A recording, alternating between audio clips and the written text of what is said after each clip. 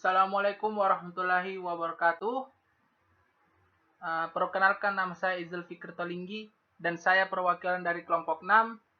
Dan pada kesempatan kali ini kami akan mempresentasikan materi kami yang berjudul kompetensi praktisi pengembangan organisasi. Sebelumnya teman-teman perlu mengetahui apa itu pengembangan organisasi.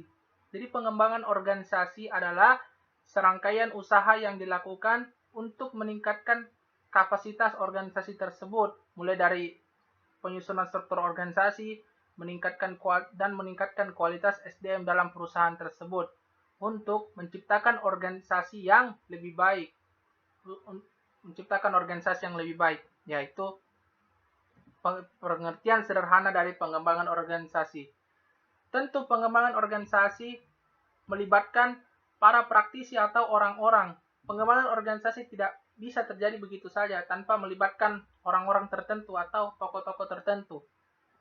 Jadi di sini terdapat 3 kelompok manusia yang secara langsung melibatkan diri, yang disebut sebagai praktisi pengembangan organisasi.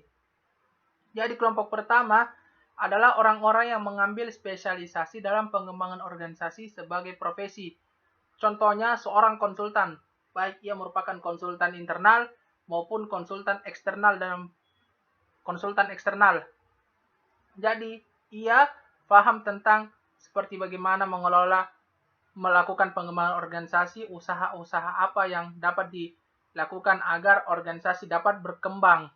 Dan kelompok pertama ini memiliki nilai-nilai humanistik yang kuat, sehingga dalam usaha pengembangan organisasi ia memfokuskan diri pada nilai-nilai kemanusiaan yang dianut, sehingga pengembangan organisasi yang dilakukan dapat bermanfaat serta memudahkan organisasi dalam mencapai tujuannya.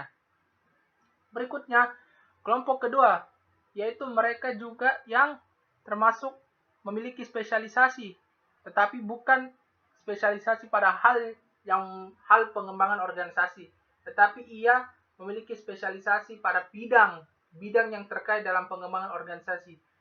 Bedanya kalau yang pertama itu dia memiliki keahlian pada pengembangan organisasi dan menjadikannya sebagai profesi.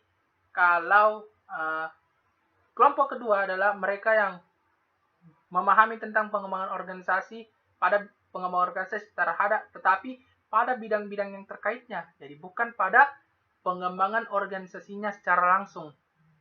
Misalnya saja, orang yang memahami tentang sistem imbalan seperti bagaimana, orang yang paham tentang mutu terpadu seperti bagaimana, atau orang yang memahami teknologi informasi dan strategi bisnis.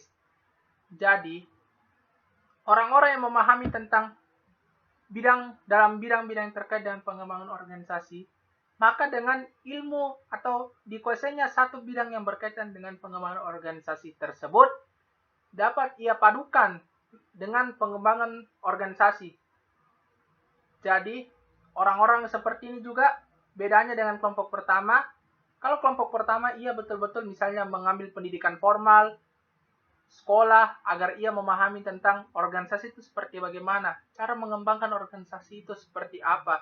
Kelompok kedua ini, ia hanya sebatas mengikuti kursus atau pelatihan atau melalui pengalaman. Dan nantinya dari hasil pengalaman, pelatihan, maupun pengamatannya, nanti ia sesuaikan dengan bidang yang ia miliki. Sehingga kelompok kedua ini cenderung memiliki beraneka ragam pendapat tentang bagaimana cara melakukan pengembangan organisasi tersebut. Berikutnya, atau kelompok ketiga adalah mereka yang terlibat secara langsung dalam perusahaan tersebut atau disebut sebagai seorang manajer atau administrator. Tentu saja, manajer adalah seorang pimpinan dalam perusahaan tersebut. Maka sebagai pimpinan, bagaimana ia bisa membawa organisasi yang dipimpinnya itu ke arah untuk mencapai tujuan yang lebih baik. Dan untuk menciptakan tujuan yang lebih baik, organisasi itu harus senantiasa terus-menerus bergerak. Karena sebagaimana kita ketahui, organisasi itu bersifat dinamis yang terus-menerus berkembang. harus terus-menerus bergerak. Maka dengan pergerakan tersebut, apalagi disesuaikan dengan perkembangan zaman, maka organisasi itu tidak boleh sebatas gerakannya hanya sebatas begitu-begitu saja, atau kompetensi yang dimiliki oleh organisasi tersebut begitu-begitu saja. Dan harus dilakukan pengembangan organisasi agar kompetensi yang dimiliki para SDM yang ada di perusahaan tersebut dapat meningkat dan dapat menciptakan kualitas unggul dan mampu bersaing dengan misalnya dengan perusahaan-perusahaan lain kalau ia organisasi perusahaan. Nah, berikutnya pengembangan organisasi. Seorang praktisi pengembangan organisasi tentu perlu memperhatikan yang namanya kompetensi.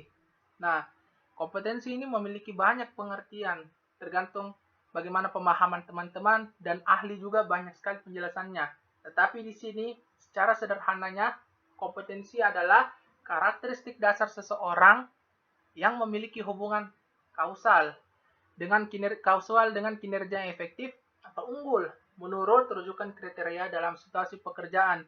Contoh kompetensi ini misalnya si A memiliki kompetensi dalam bidang komunikasi, si B memiliki kompetensi dalam bidang komputer, dan nantinya kompetensi yang ia miliki ini dapat ia gunakan dalam bekerja dalam sebuah organisasi atau perusahaan. Nah, tentu dari pengertian kompetensi ini dapat lagi kita mendapatkan istilah-istilah penting agar pemahaman kita tentang kompetensi ini dapat lebih meningkat.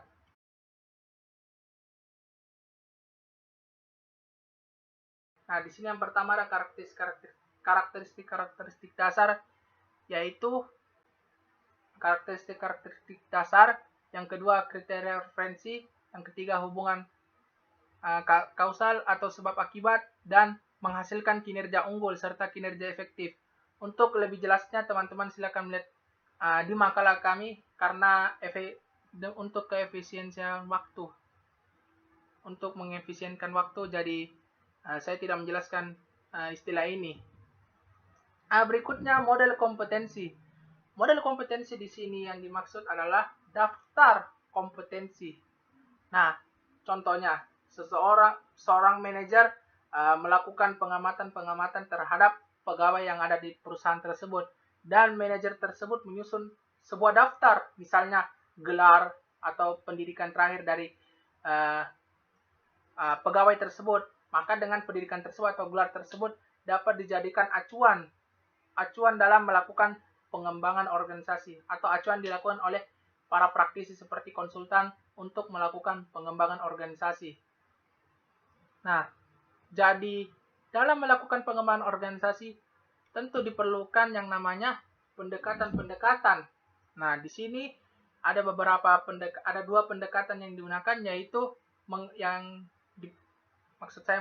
jadi pendekatan yang paling umum digunakan untuk keperluan sebagai berikut, yaitu mengembangkan daftar kompetensi personal. Jadi dari daftar kompetensi yang sudah ada, bagaimana caranya kompetensi yang ada itu dikembangkan, dan tidak hanya sebatas kompetensi yang biasa-biasa saja. Bagaimana menjadikan kompetensi yang biasa menjadi luar biasa, sehingga perusahaan tersebut dapat terus-menerus bersaing. Seperti banyak perusahaan-perusahaan yang kita lihat sekarang, dari sudah beberapa tahun atau bahkan sudah ratusan tahun, ia tetap dapat bersaing dengan perusahaan lainnya karena kompetensi yang ada dari organisasi tersebut senantiasa dikembangkan. Nah, di sini baik itu kompetensi yang berasal dari sumber swasta maupun pemerintah. Yang kedua itu melalui kelompok fokus, survei, atau wawancara untuk menentukan yang mana yang berlaku. Nah, tujuan umum model kompetensi ini ada 3. Yang pertama itu menyediakan sarana untuk menerapkan konsep kompetensi sesuai dengan kebutuhan organisasi. Yang kedua, untuk memahami variabel-variabel yang menentukan kinerja dan korelasi di antara variabel tersebut. Yang ketiga, untuk dapat menyebarkan kompetensi secara cepat dalam organisasi. Nah, berikutnya pentingnya kompetensi.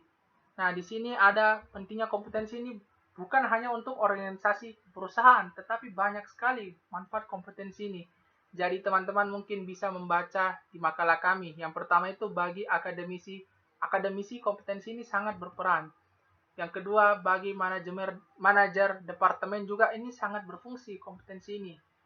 Nah, yang ketiga, klien juga ternyata kompetensi ini juga sangat penting bagi seorang klien. Yang keempat itu tentu bagi praktisi pengembangan organisasi, sebagaimana tadi kita bahas. Nah, yang terakhir itu di sini juga ada bidang pengembangan organisasi. Kalau tadi untuk praktisinya, yang ini adalah untuk bidangnya. Jadi yang tadi berfokus kepada orangnya, ini berfokus kepada bidang pengembangan organisasi tersebut secara keseluruhan. Nah, berikutnya adalah kompetensi praktisi pengembangan organisasi. Yang pertama itu penguasaan diri, yang kedua kemampuan mengukur perubahan positif, yang ketiga mengklarifikasi kebutuhan data, yang keempat memasukkan teori dan praktik, yang kelima tetap mengikuti perkembangan teknologi, yang keenam memfasilitasi transisi dan adopsi, dan yang ketujuh mengklasifikasi peran, yang kedelapan nyaman dengan ambiguitas atau bekerja secara profesional. Untuk lebih memahami contoh-contoh dari 8 kompetensi ini, teman-teman bisa melihat di makalah kelompok kami. Dan yang terakhir, praktisi pengembangan organisasi profesional. Tentu saja, sebagai praktisi pengembangan organisasi ini sangat penting dilakukan secara profesional, dan pengembangan organisasi secara profesional melibatkan 3 hal, khususnya bagi praktisi. Yang pertama, peran profesional itu. Nah, dalam melakukan kegiatan pengembangan organisasi ada dua peran profesional. Maksud saya dua orang yang berperan dalam melakukan usaha pengembangan organisasi secara profesional. Di antaranya konsultan internal dan eksternal. Mereka adalah betul-betul orang yang memahami atau orang yang memiliki keprofesionalan dalam melakukan pengembangan organisasi. Seperti misalnya konsultan internal maupun konsultan eksternal.